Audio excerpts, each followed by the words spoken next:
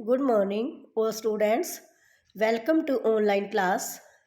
आज हम आपकी +2 क्लास में आपकी हिंदी की क्लास लगाने जा रहे हैं। तो आपको पहले जो वीडियो भेजी थी उसमें आपकी अभिव्यक्ति और माध्यम बुक के क्वेश्चन आंसर करवाए गए थे। आज मैं आपको आपकी वितान भाग 2 बुक शुरू करवाने जा रही हूँ। तो वितान का जो आपका फर्स्ट चैप्टर है वो है सिल्वर वेडिंग। तो आप पहले ये चैप्टर को पढ़ चुके हैं, इसके क्वेश्चन भी आपने किए हैं, लेकिन आज मैं आपको इसके जो आपकी परीक्षा के लिए महत्वपूर्ण क्वेश्चन है वो कुछ करवाने जा रही हूँ। तो सबसे पहले आप ये देखें कि सिल्वर वेडिंग क्या था, चैप्टर में क्या था, मैं थोड़ा सा आपको बता दूं।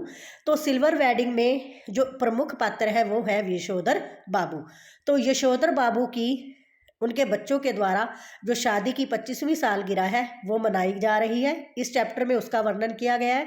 लेकिन जो यशोधर बाबू है वो पुराने विचारों के हैं, संस्कारवादी हैं, वो इन सब चीज़ों को सही नहीं मानते। तो उनके बच्चों के द्वारा जो पार्टी का आयोजन किया जाता है, यशोधर बाबू उन्हें ये चीज़ अच्छी नहीं लगती। तो चैप्टर में यही चीज़ें आपको बताई गई हैं कि सिल्वर वेडिंग में क्या हुआ था, उनके बच्चों के द्वारा कैसे पार्टी का आयोजन किया गया और यशोधर बाबू के द्वारा कैसे उन्होंने इस पार्टी को कैसे महसूस किया, इस पार्टी के बारे में उन्होंने अपने क्या राय दी। तो फर्स्ट क्वेश्चन में आपसे ये पूछा गया है कि सिल्वर वेडिंग कहानी में जो यशोधर बाबू की विशेषताएं हैं चरित्र की वो बताओ। तो मैंने आपको बताया कि जो यशोधर बाबू हैं वो इस कहानी के प्रमुख पात्र हैं, परंपरावादी व्यक्ति हैं, वो परंपराओं को मानने वाले हैं। जो आधुनिक आजकल चीज़ें हैं वो उनसे बहुत ज़्यादा दूर है। उन्हें आधुनिकता में जो आजकल चीज़ें, ये नई नई चीज़ें चल रही हैं, वो उन्हें बिल्कुल अच्छी नहीं लगती। वे किशन दा के आदर्श से बहुत प्रभावित थे, उनके विचारों को सुनते थे। तो यशोधर बाबू अपने पुराने जो संस्कार थे, विचार थे, उनको छोड़ नहीं पा रहे थे और ना ही वो जो आजकल नए परिवेश, ना वो अपने आप को नए परिवेश में ढाल पा रहे थे, नए चीज़ों की वो आलोचना करते थे।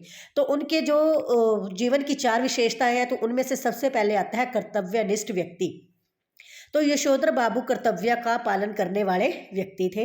वे हर रोज सुबह अपने कार्यालय में समय पर जाते थे और वहाँ पर अपना सारा काम मेहनत से करते थे। वे जो उनके अधीन कर्मचारी काम करने वाले थे उन्हें भी ईमानदारी से काम करने की प्रेरणा देते थे और प्रतिदिन का वो अपना काम पूरा करके ही लौटते थे। सेकंड है एक संस्कारवान व्यक्ति। तो यशोधर बाबू पर किशन दा के जीवन का बहुत ज़्यादा प्रभाव था। वो किशन दा से बहुत ज़्यादा प्रभावित थे, उनके प्रवचन सुनते थे और यशोधर बाबू सुबह शाम पूजा पाठ भी करते थे। यही नहीं, वो रामलीला की जो काम होता था, रामलीला शिक्षा का काम समाज सेवा के रूप में किया करते थे। वे चाहते थे कि सगे संबंधी की सुख दुख में सहायता करनी चाहिए, ना कि हमें उनसे दूर भागना चाहिए। उनकी जो वेशभूषा थी वो बिल्कुल सरल थी। वो सुबह शाम घूमते थे और हमेशा सुबह जल्दी उठते थे। थर्ड है उनका सफल गृहस्थी। जो गृहस्थी को बात लेकर की जाए तो वो अपनी गृहस्थी को पूरी ईमानदारी से निभा रहे थे। वे प्रतिदिन जो घर का राशन होता था वो लेकर आते थे। हर रोज शाम को वो साग सब्जी स्वयं खरीद कर लौटते थे तथा बच्चों को देखकर वो साइकिल छोड़कर पैदल ही चले जाते थे। अनाथ होते हुए भी उन्होंने संयुक्त परिवार की परंपरा को बहुत अच्छे से निभाया। आधुनिकता के आलोचक। यशोधर बाबू जो आजकल की आधुनिक चीज़ें हैं, जो मनमानी करना होता है, इन सब से उन्हें ये चीज़ें पसंद नहीं थी। इन सब चीज़ों से वो बहुत दूर थे। इसलिए जो उनकी विवाह की जयंती 25वीं सालगिरह उनके बच्चों के द्वारा मनाई गई, वो उस पर हुए खर्च को सही नहीं मानते। वो कहते हैं ये सारी चीज़ें अनदेखी है, इन चीज़ों पर खर्च करना नहीं चाहिए। इसी प्रकार वो अपनी बेटी और अपनी पत्नी के द्वारा जो आधुनिक कपड़े पहने गए थे उनसे भी उन्हें अच्छे नहीं लगे। उन्होंने इस चीज़ का भी विरोध किया। किशन दा के जीवन से प्रभावित होने के कारण वे जो नए मूल्य हैं उनको आसानी से स्वीकार नहीं कर पा रहे थे, यानी कि नई चीज़ों को अपने जीवन में नहीं अपना रहे थे। यशोधर बाबू के ने पिता के व्यक्तित्व को अच्छी तरह निभाया, यानी कि अपने बच्चों के प्रति उनके जो भी कर्तव्य थे वो उनको अच्छी तरह निभा रहे थे। वे अपने बच्चों को अच्छी शिक्षा दे रहे थे, उनको समाज और संस्कृति के बारे में जोड़ना चाहते थे, उनके बारे में बताना चाहते थे। लेकिन उनके बच्चे क्या थे, वो नए ज़माने में रह रहे थे, वो नए ज़माने से अत्यधिक प्रभावित थे। तो ये थी यशोधर बाबू की 4 विशेषताएं। उसके बाद है नेक्स्ट क्वेश्चन आपका, किशन दा के व्यक्तित्व पर प्रकाश डालिए। तो मैंने आपको पहले ही बताया है कि जो यशोधर बाबू थे उनके जीवन पर किशन दा का बहुत ज़्यादा प्रभाव था। किशन दा की तरह ही वो पूजा पाठ किया करते थे।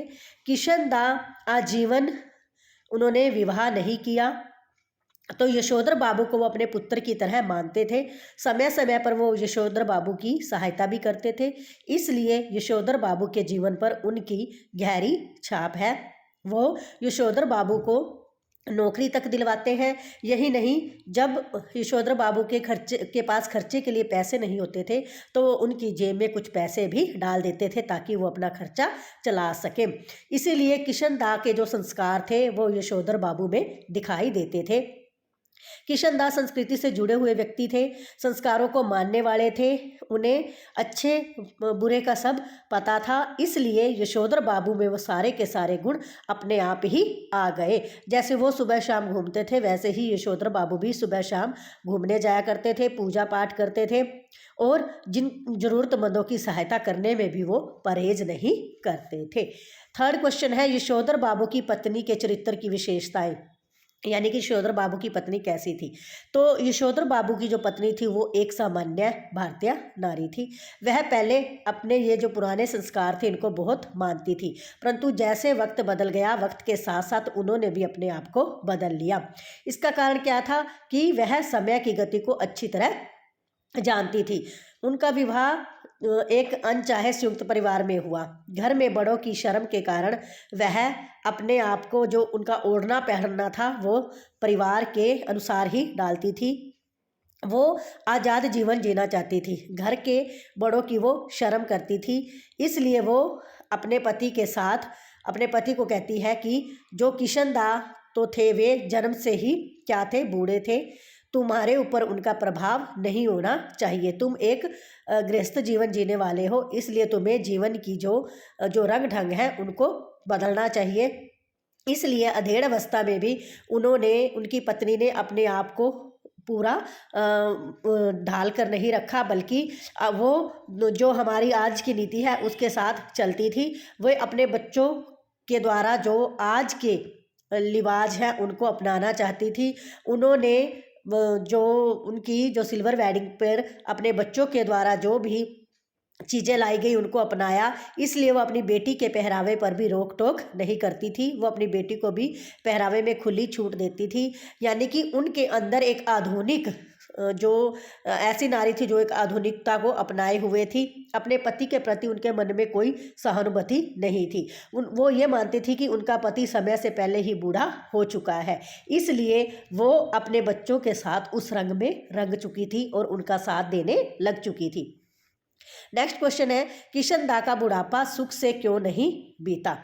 तो किशन दा ने आजीवन क्या किया, विवाह नहीं किया।